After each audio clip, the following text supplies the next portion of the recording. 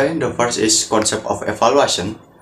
Stoffel-Beam said evaluation is the process of determining, observing, of providing useful information of using decision alternative, while Vivian and Gilbert and Lancer that evaluation the process of determining what is learning material and method are in accordance with expert goals.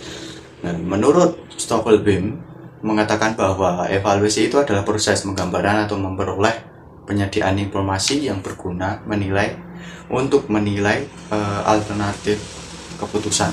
Nah, sedangkan menurut Vivian dan Gilbert menyatakan bahwa evaluasi itu adalah proses penentuan bahan dan metode pembelajaran apa yang sesuai dengan tujuan yang diharapkan. Namun pada hakikatnya ketiga konsep tersebut itu berbeda. Yang pertama ada evaluation. Nah, evaluasi itu adalah kegiatan mengukur dan menilai lebih bersifat kualitatif, sedangkan menilai lebih bersifat kuantitatif. Penerapan tersebut dapat dilakukan salah satunya dengan cara memberikan tes kepada siswa. Nah, yang kedua itu measurement.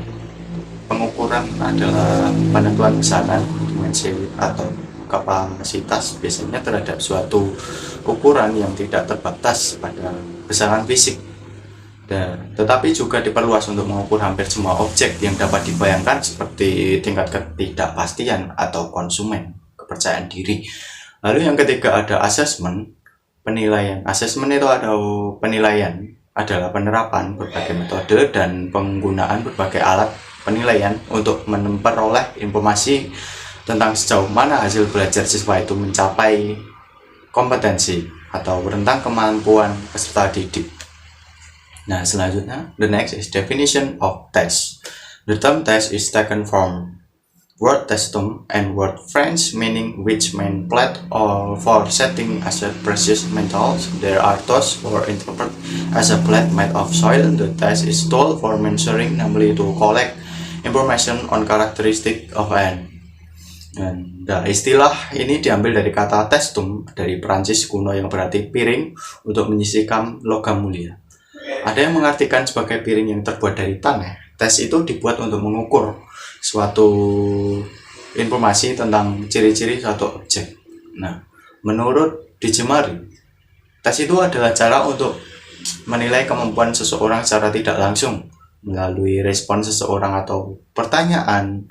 Tes dapat diartikan sejumlah pertanyaan yang harus diberikan tanggapan dengan tujuan untuk mengukur tingkat kemampuan seseorang atau ungkapan aspek tertentu dari seseorang yang diuji. Nah, dalam tes ini memiliki beberapa arti sesuai dengan ejaannya ya. Di antaranya yang pertama ada tes. Nah, tes itu merupakan alat prosedur yang digunakan untuk mengetahui atau mengukur sesuatu dalam suasana dengan cara atau aturan yang ditentukan. Yang kedua ada testing. Nah, testing ini adalah waktu ketika tes dilakukan.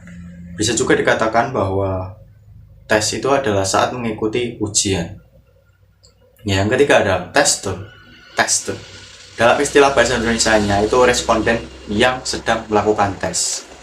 Nah, yang keempat ada tester. Tester itu adalah orang yang melakukan atau ditugaskan untuk melakukan pengambilan tes terhadap responden. Dengan kata lain, penguji adalah subjek evaluasi. Okay, the next role of constructing test item and test scoring. Composing test item and test scoring is difficult and important task in creating tests for standard achievement, skill and intelligence tests. This is very necessary for student the assessment process because completing the test item can measure the quality of student assessment intelligence and student ability achieve the systematic final score.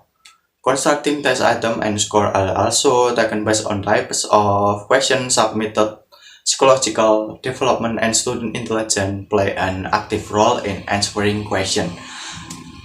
Nah, menyusun butir-butir tes dan skor tes itu merupakan tugas yang sulit dan penting dalam membuat tes untuk tes standar, keterampilan, dan kecerdasan.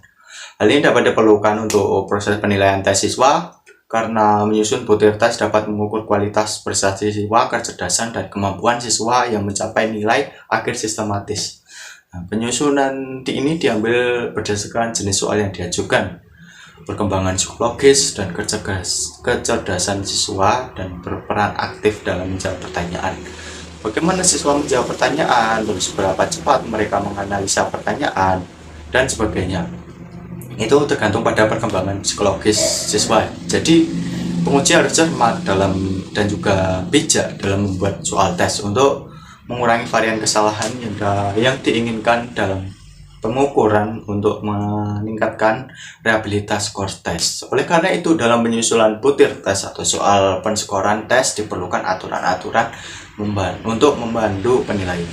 Then the next is the grade is format that is from matrix that contain information to use to go through rating question or assembling question into test.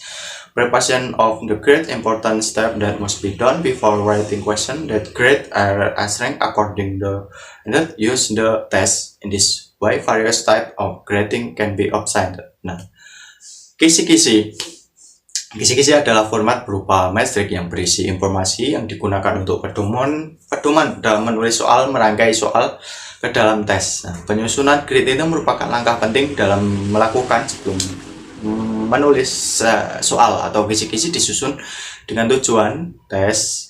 Dengan cara ini, berbagai jenis kisi-kisi dapat diperoleh. Kisi-kisi yang dimaksud dalam pengembangan soal diagnostik itu kesulitan belajar siswa kan berbeda-beda ya. Kisi-kisi tes ini dimaksud untuk mengembangkan soal prestasi belajar. Kisi-kisi yang dimaksud untuk menyusun tes itu menambahkan juga dengan kisi-kisi yang dimasukkan menyusun tes itu kompetensi. Kisi-kisi yang digunakan untuk menyusun ulangan umum juga berbeda dengan kisi-kisi yang digunakan dalam menyusun ujian akhir nasional. Nah, perlu dicatat bahwa ada satu kisi-kisi yang dapat digunakan untuk semua.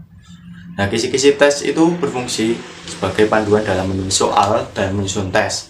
Dengan panduan ini itu dapat membuat soal dan menghasilkan soal yang sesuai dengan tujuan tes itu membuat soal penyusun tes kita itu dengan mudah. Nah, dengan demikian jika tersedia kisi-kisi yang baik, nah itu juga menghasilkan rangkaian soal yang relatif sama, baik dari tingkat kedalaman maupun cakupan materi yang dinyatakannya ya. Terus requirement for a good grade, the various the grade presented, it can be concluded that the grade must meet several requirements. Persyaratan grade yang baik dan berbagai variasi yang disajikan itu dapat disimpulkan bahwa grade itu perlu memenuhi beberapa syarat. Yang pertama ada mewakili masalah kurikulum yang akan diuji, terus komponen-komponen yang terus detailnya jelas yang mudah dipahami. Terus yang ketiga ada soal harus dibuat dengan indikator dalam bentuk soal yang disusun. Nah, terus use authentic assessment based on scientific approach. Nah, dalam kurikulum K13 atau lebih sering disebut dengan kurikulum 2013 ini menggunakan authentic assessment dengan berbagai scientific approach atau pendekatan ilmiah yang menentukan 3 ranah, yaitu sikap afektif, pengetahuan kognitif, dan keterampilan psikomotor. Nah, dari ketiga ranah yang berlangsung dalam proses pembelajaran itu diharapkan menjadikan siswa memperoleh hasil belajar yang produktif, kreatif, inovatif, dan afektif melalui penguatan sikap, keterampilan, pengetahuan integrasi. Hasil pencapaian belajar sesuai kurikulum K13 itu menggunakan authentic assessment untuk mencapai belajar, maka guru itu perlu membuat rancangan pembelajaran. Nah, that's all from me. I think enough. Thank you. Wassalamualaikum warahmatullahi wabarakatuh.